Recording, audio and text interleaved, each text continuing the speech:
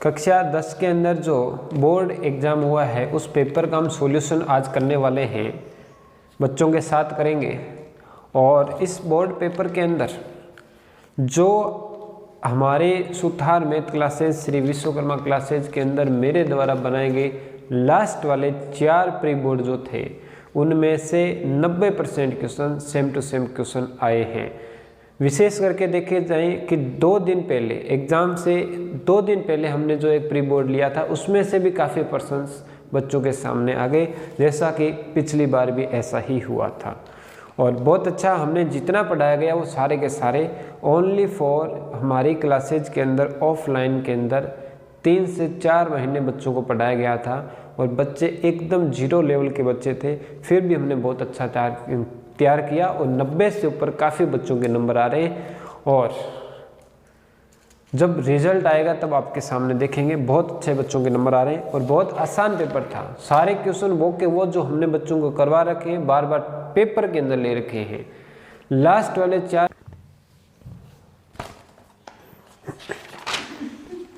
उस दिन वाले ना, चलो देखो पहला प्रश्न देखो। पहला प्रश्न है 196 के अभाज्य गुणनखंड की घातों का योगफल। ठीक है, 196 के अभाज्य गुणनखंड की घातों का योग बताओ। अभाज्य गुणनखंड क्या आया था इसका? 2 × 2 × 7 × 7। 2 कितनी बार? 2 बार। 7 2 बार। तो घातों का योग कितना हो जाएगा? 4 हो जाएगा। ऑप्शन नंबर 6 वाला आ जाएगा। ठीक है, दूसरा देखो। दूसरा प्रश्न है यदि द्विघात समीकरण मूल समान दे रखे हैं अपने को, द्विघात समीकरण दे रखी है x² - kx + 4 बराबर में 0 और मूल कैसे हैं? मूल समान है। और जब मूल समान होता है तो d का मान 0 होता है और d का सूत्र क्या होता है? b² - बराबर 0। b की जगह बताओ -k का स्क्वायर -4 × 4 बराबर 0। -k का स्क्वायर k² और माइनस का 16 उधर जाएगा प्लस का और स्क्वायर हटा उधर क्या लगेगा? रूट। और 16 किसका होता है? 4 का, तो प्लस -4। यदि ऐसा लिखा है तो उसको सही कर देंगे। कौन सा ऑप्शन? द वाला हो जाएगा। ठीक है, अब देखो तीसरा प्रश्न। तीसरा प्रश्न बहुत बार हमने ले लिया था टेस्ट में। लिखा है बिंदु 3,4 की किस से दूरी पूछ रहा है? y से। y की दूरी पूछें तो आपका उत्तर क्या लिखोगे? x का उत्तर लिखोगे, यानी उत्तर कितना आएगा? 3। ऑप्शन नंबर 6 आ जाएगा। चौथा प्रश्न देखो। चौथा प्रश्न है 3x + 2y = 11 संतुष्ट करने वाला समीकरण। ये भी एक बार मैंने ऐसा प्रश्न दिया था टेस्ट के अंदर। संतुष्ट करने वाला यानी इसमें आपको जो दे रखे हैं ना ऑप्शन, उसमें से उठा के इसमें मान रखने हैं। जैसे आपने पहला ऑप्शन है, पहले ऑप्शन में दे रखा है a,4 तो x का 1 है और y का 4 है, तो इसमें रखो दोनों तरफ बराबर आ रहा है क्या? x की जगह 1 रखो। 3 × 1 2 × 4 बराबर में 11। ये कितना हो गया? 3 + 8 बराबर, तो 11 बराबर 11 हो रहा है। इसका मतलब पहला ऑप्शन ही सही है, तो पहला सही हो जाएगा। चिन्ह लगाते रहना साथ साथ। ठीक है, इसके बाद देखो पांचवें प्रश्न द्विघात समीकरण दे रखी है अपने को, विवितर निकालना है। विवितर का मतलब d का मान निकालना है। ठीक है, ये आपको पता था और काफी बच्चों को इसमें नहीं आ रहा है।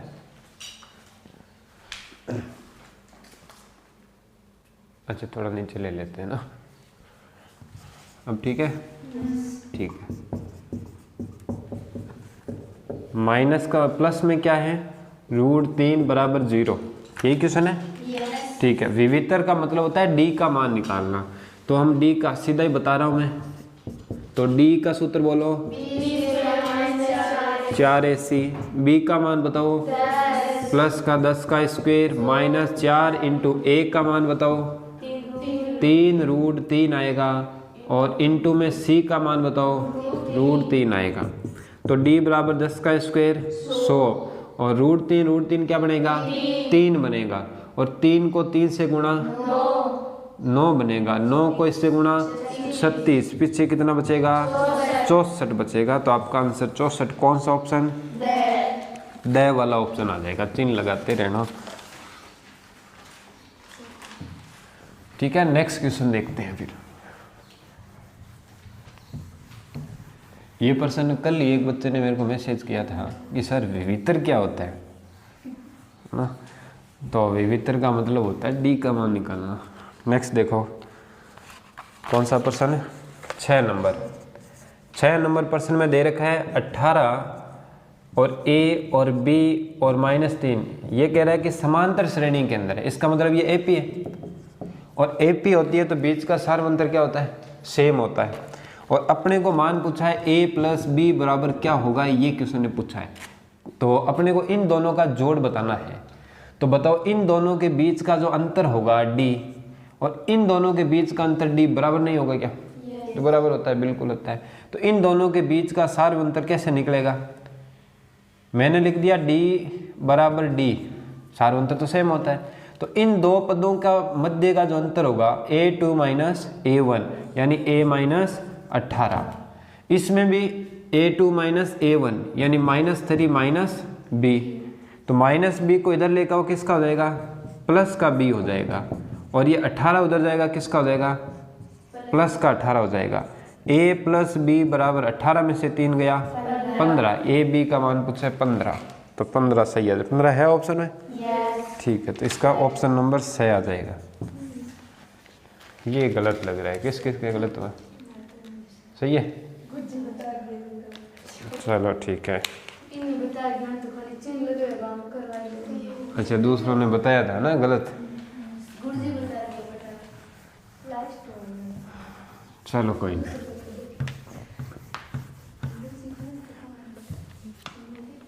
देखो नेक्स्ट 7वां प्रश्न जो है, 7वां ऑप्शन वाला, इसके अंदर देखो 3 सेक 45 डिग्री और कोस 45 डिग्री। अब बताओ 3 का 3 सेक 45 का मान √2 और कोस 45 का 1/√2 से √2 कैंसिल, 3 आ जाएगा। 3 किसके अंदर है द ऑप्शन में आ जाएगा। सही है सबके, ठीक है। नेक्स्ट देखो 8वां प्रश्न,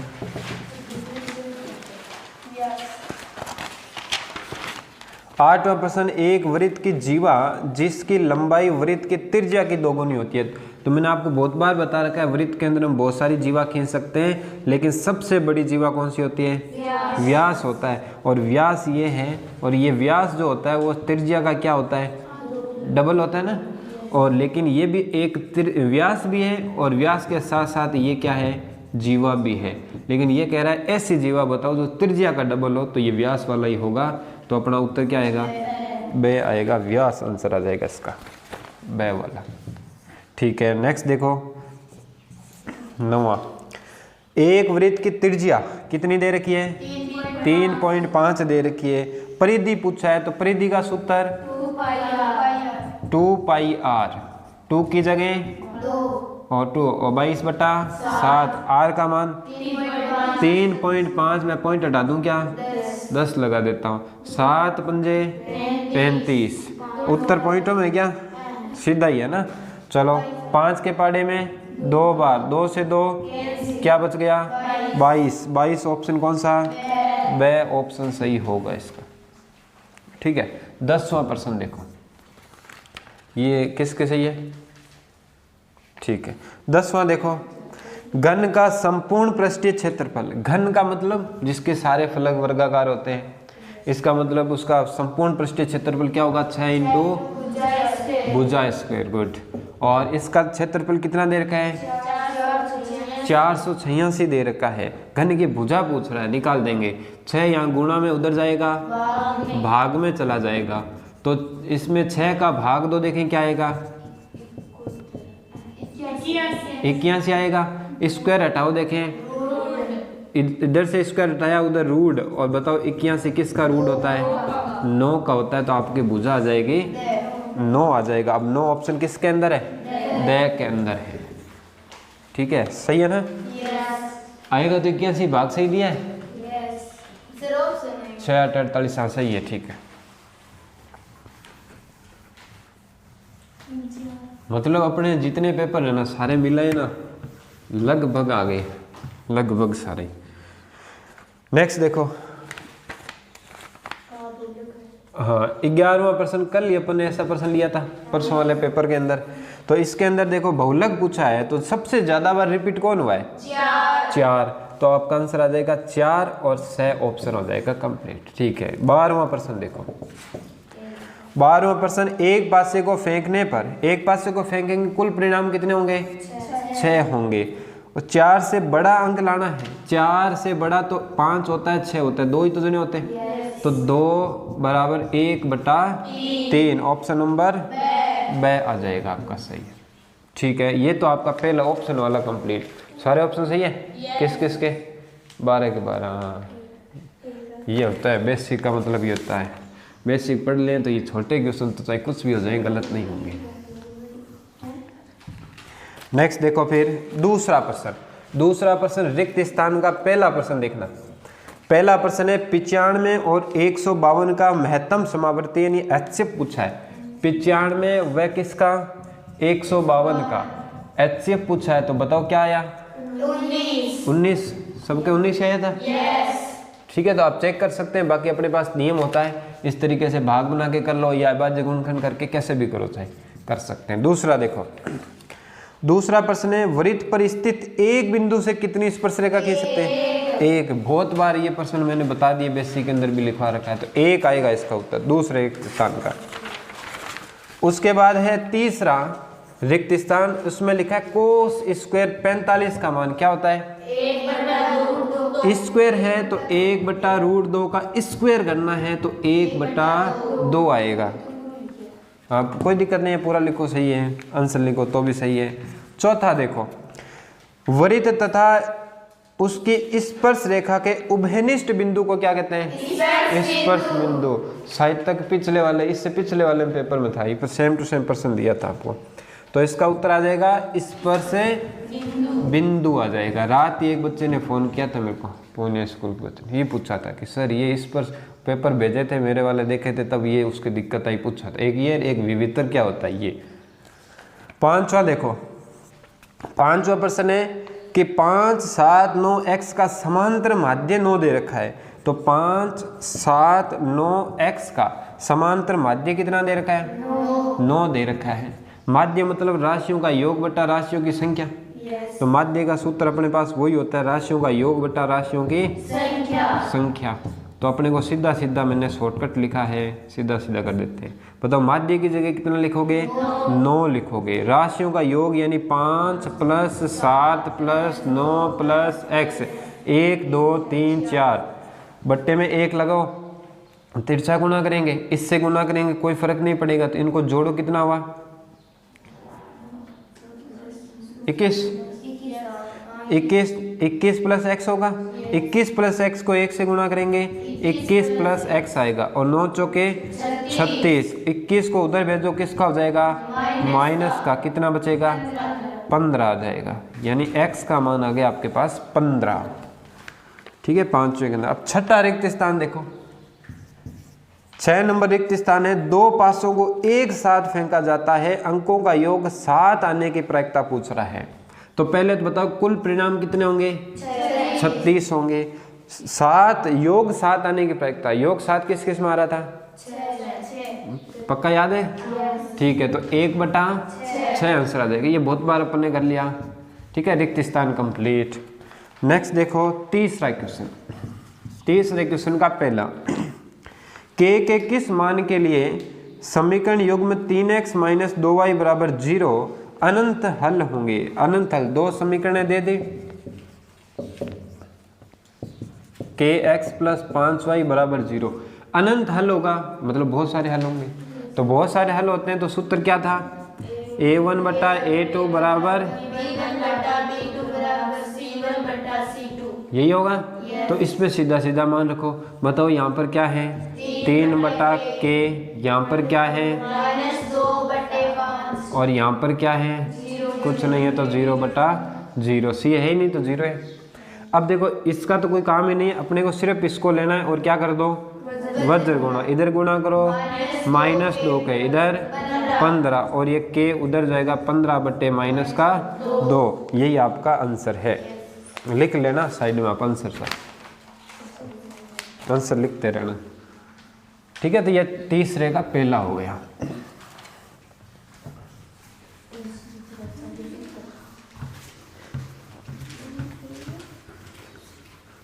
हाँ, नेक्स्ट प्रश्न है आपके पास पूछा है द्विघात समीकरण। द्विघात समीकरण का व्यापक रूप यही होता है ax² bx + c। मूल ज्ञात करने के लिए श्रीधराचार्य सूत्र लिखना था और सूत्र प्रश्न है दूसरा। सूत्र क्या था, x = b + माइनस 2 है, ये सूत्र लिखना है और कुछ नहीं करना था। नेक्स्ट देखो, समांतर श्रेणी AP का प्रथम पद A और सारवंतर D है। प्रथम पद A1 तो A है और सारवंतर D जो है वो D है। अब ये कह रहे पांचवा पद, तो बताओ पांचवा पद क्या होता है, A + 4D। बस इतना ही है इसका आंसर, A + 4D।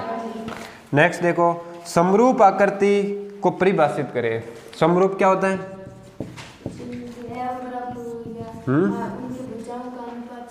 यानी इस प्रकार के आकृतियां जिनके अंदर भुजाओं का अनुपात, ऐसी दो आकृतियां जो दिखने में क्या हो, समान हो, यानी आकृति एक जैसी हो लेकिन उनका जो माप है वो बराबर होना तो जरूरी नहीं है। बराबर किस में होगा, सर्वांग सम में। तो इसमें समरूप वह आकृतियां होंगी जो इनकी आकृति समान हो और उनके संगत कोण बराबर हो और उनकी भुजाओं का अनुपात क्या हो, बराबर हो। ये तो समरूप होता है। दो बातें ध्यान रखनी थी, एक तो कोण और एक है अनुपात भुजा का। इतना सा ये बात लिखनी है जो मैंने बोला है। नेक्स्ट देखो पांचवा प्रश्न, ये शायद कल वाले में था, परसों वाले में था। तो इसके अंदर देखो आपको बताना है इसका मान, तो बताओ 2 का 2 इंटू 10 30 का 1/√3, 1 माइनस 1/√3 का स्क्वायर। 2 को इससे गुना किया 2/√3 और मेन बट्टे के अंदर देखें तो 1 माइनस 1/√3 का स्क्वायर 3, तिरछा गुणा करो 3 माइनस 1 कितना बचेगा, 2/3 बचेगा। ऊपर वाला सेम और नीचे वाला उल्टा कर दो, 3 ऊपर 2 नीचे, 2 से 2 कैंसिल, 3/√3 लिखा है वो भी सही है। ऊपर नीचे गुणा करके क्या आएगा बताओ, 2/√3। ऊपर नीचे √3 से गुणा करोगे तो आपके पास ये 3 3 3 कैंसिल, √3 आ जाएगा, ये भी सही है। हाँ कैसे, चलो कोई नहीं, वो जो भी है, बाकी यहाँ तो सही है। हाँ ठीक है, फिर कोई दिक्कत नहीं, ठीक है। छठा देखिए, नेक्स्ट प्रश्न। छठा प्रश्न है अपने पास एक वैल्यू दे दी और इसके अंदर 1 माइनस कोस स्क्वायर थीटा और थीटा का मान कितना दिया 60, तो रख दो 60 थीटा की जगह। 1 माइनस कोस स्क्वायर 60 डिग्री, कोस 60 का मान बोलो देखें 1/2 ही तो होता है, साइन 30 का होता है। तो 1 माइनस 1 का स्क्वायर 1 और 2 का स्क्वायर 4 बट्टे में 1 तिरछा गुणा करो, 4 माइनस 1 कितना 3/4 का रूट, 3 का तो रूट नहीं होता है और 4 का क्या होता है 2। ये लिखा है तो भी सही है, ये लिखा है तो भी सही है, हाँ दोनों ही सही है। ठीक है, नेक्स्ट देखो सातवां क्वेश्चन। सातवां प्रश्न, 10 मीटर ऊंची मीनार, मीनार कितनी ऊंची है 10 मीटर ऊंची है, तो मैंने 10 मीटर मीनार की ऊंचाई बढ़ा दी और शिखर से पृथ्वी के एक बिंदु का अवनमन कोण 30 डिग्री है। यहाँ से कोई एक बिंदु है, उस बिंदु का ये अवनमन कोण कितना है 30 डिग्री। तो ऊपर हो चाहे नीचे हो, अपने तो नीचे लिखना है क्योंकि ये दोनों बराबर होते हैं।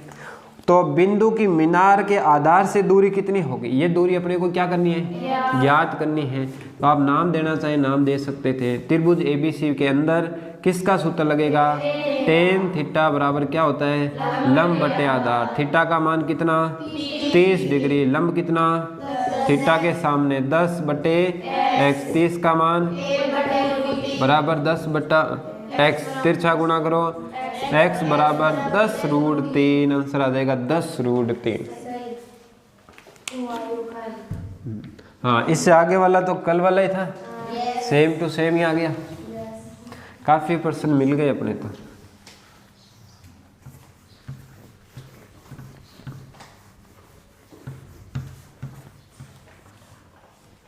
नेक्स्ट प्रश्न देखो, नेक्स्ट प्रश्न है 8वां प्रश्न। 8वें प्रश्न के अंदर देखो, ऊर्ध्वाधर छड़ की लंबाई और इसकी छाया का अनुपात 1:√3 है।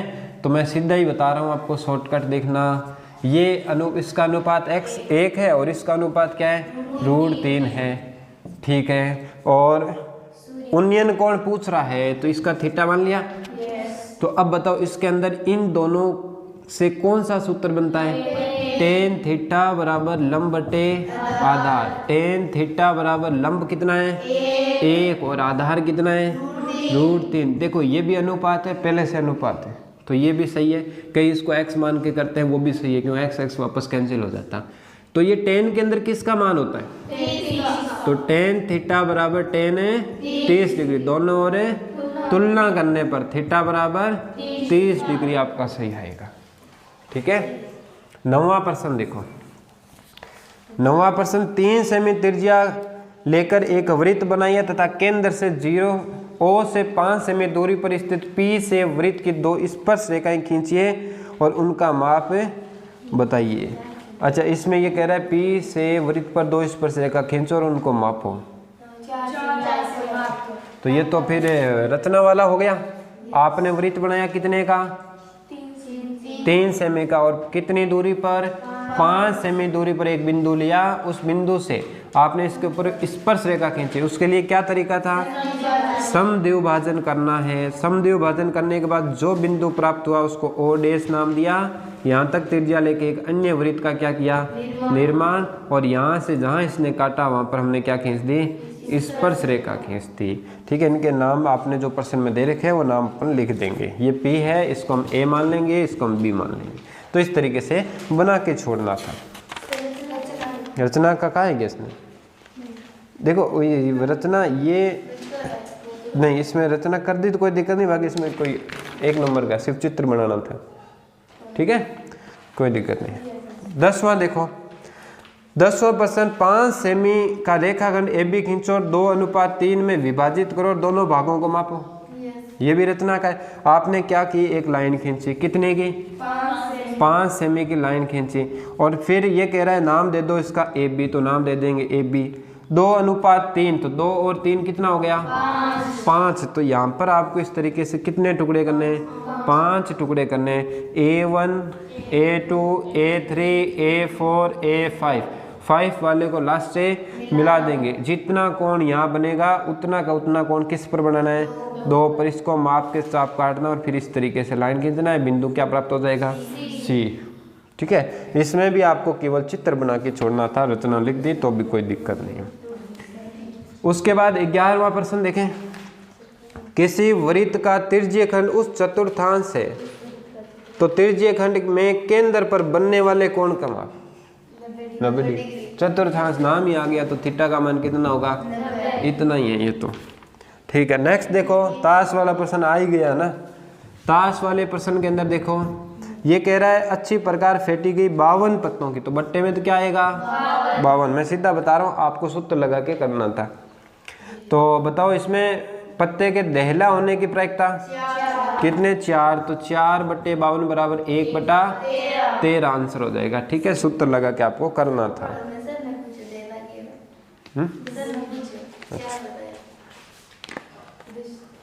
ठीक है, नेक्स्ट देखो, नेक्स्ट देखते हैं अपन चौथा प्रश्न। चौथा प्रश्न है, परिमेय संख्या 13/125 का दशमलव प्रसार बताओ कैसा होगा। 13/125 का दशमलव प्रसार शांत होगा ना। देखो 125 किसका क्यूब है, 5 का। तो मैंने कहा 2 या 5 आए या केवल 5 आए, केवल 2 आए तो संख्या कैसी हो गई, शांत हो गई। ठीक है, 5वां प्रश्न देखें।